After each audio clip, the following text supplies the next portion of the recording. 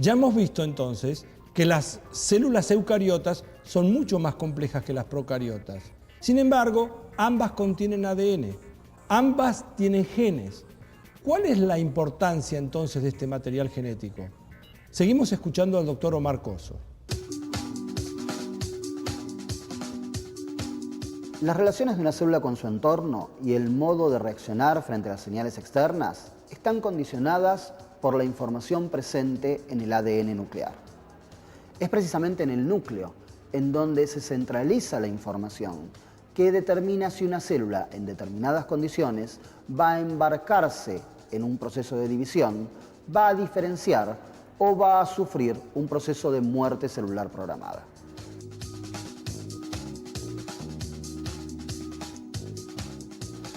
En el núcleo, la información presente en los genes, ADN, es transferida a otro ácido nucleico, llamado ácido ribonucleico, o ARN. Ese proceso se llama transcripción. El ARN sintetizado sale al citoplasma, se encuentra con unas estructuras características llamadas ribosomas y se procede a la síntesis de proteínas. Este proceso se llama traducción. El flujo unidireccional de la información del ADN pasa al ARN y del ARN pasa a proteínas es lo que constituye lo que nosotros llamamos el dogma central de la biología molecular. En un determinado momento de la vida de una célula, no todos sus genes están siendo transcriptos y traducidos. Cuando un gen está sufriendo esos procesos, decimos que ese gen se está expresando.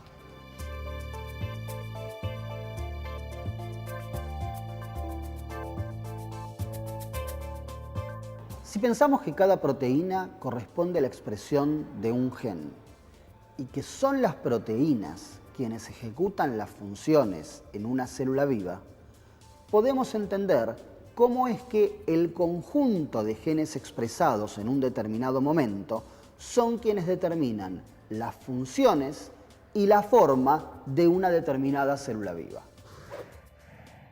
Pero si el ADN está en el núcleo y las proteínas se sintetizan en el citoplasma, ¿cómo se lleva a cabo este proceso? ¿Cómo saben las proteínas si se tienen que quedar en la célula o si tienen que ser exportadas a otros tejidos o a otras zonas del organismo? Para eso fuimos a conversar con el doctor Alberto Kornblit. La información genética está contenida en el ADN que se encuentra en el núcleo de las células, en este caso células eucariotas, porque las células procariotas no tienen núcleo. Esa información, para ser expresada, tiene que ser primeramente copiada en otra molécula de ácido nucleico llamada ARN mensajero.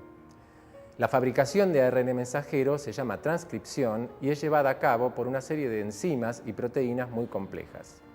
Una vez fabricado el ARN mensajero en las células eucariotas, tiene que salir del núcleo y lo hace a través de poros que se encuentran en la membrana nuclear. Ya en el citoplasma, el ARN mensajero se dirige para encontrarse con unas partículas llamadas ribosomas, que son las encargadas de fabricar las proteínas correspondientes. En el caso de las proteínas que tienen por destino final o bien la membrana plasmática o bien la secreción, es decir, que van a ser exportadas fuera de la célula, los mensajeros se encuentran con ribosomas que están adheridos o adosados a una serie de membranas que están en el interior del citoplasma de las células, conocidas como retículo endoplasmático. El mensajero que se traduce en los ribosomas adosados al retículo fabrica una proteína que va a ser atravesar la membrana del retículo, fenómeno que se conoce como translocación, para ubicarse en un compartimento del retículo que se conoce como lumen o luz del retículo. De allí, del lumen del retículo, la proteína sigue un camino por el cual va a ir pasando por distintas vesículas que tiene la célula eucariota, incluyendo el aparato de Golgi, y más tardíamente a vesículas que se fusionan con la membrana plasmática y descargan el contenido de la proteína fabricada al exterior. Durante todo este tránsito o camino proteico, hay una serie de modificaciones que sufren las proteínas. Quizás la más importante es el plegamiento, porque una proteína para cumplir su función debe plegarse en el espacio correctamente. Y otra modificación importante que sufren ciertas proteínas de secreción y de membrana es el agregado de azúcares que ocurre en el retículo endoplasmático y que forma finalmente un complejo de proteína con azúcar conocido como glicoproteína.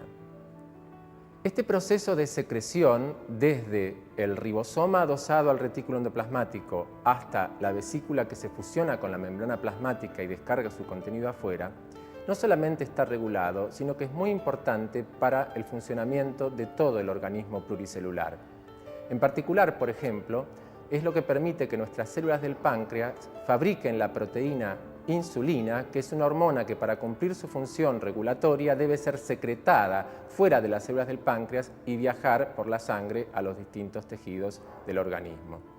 Es decir, que los sistemas de síntesis de proteínas no solamente permiten ubicarlas en el lugar apropiado dentro de cada célula, sino también mandarlas al exterior para que cumplan otras funciones en distintas partes del cuerpo. Pensemos las cosas desde el principio. Los organismos generados por reproducción sexual tienen en su núcleo dos juegos de información genética, uno aportado por la madre y otro aportado por el padre.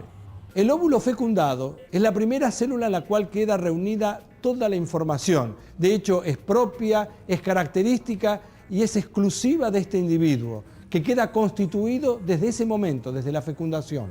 A partir de esta única célula, llamada cigoto, y sucesivas divisiones, se genera un organismo pluricelular. Y en todas las células está la misma información genética. Ahora bien, si esto es así, ¿por qué las células de un organismo no son todas iguales? ¿Por qué no tienen todas la misma forma, cumplen la misma función? En definitiva, ¿por qué un organismo pluricelular no es una masa de células idénticas? Para eso fuimos a consultar al doctor Omar Coso. No todos los genes de una célula se expresan a la vez. Algunos se expresan en determinadas etapas del desarrollo y otras en otras. Es más, algunos genes que son esenciales para las funciones de cierto tipo celular jamás van a ser expresados en otro tipo celular distinto. El núcleo ordena la fabricación o no de ciertas proteínas en cada etapa del desarrollo y bajo cierto conjunto de estímulos, siguiendo un programa cuidadosamente sincronizado.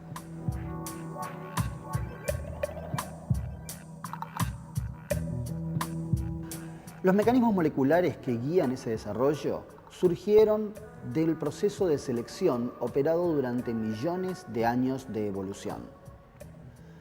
La presencia de una proteína en un determinado tipo celular puede representar una ventaja bajo ciertas circunstancias para esa célula o para el organismo del cual esa célula forma parte. La selección natural que nosotros observamos sobre los individuos y sobre las especies opera a nivel de la presencia o ausencia de ciertas proteínas a nivel celular.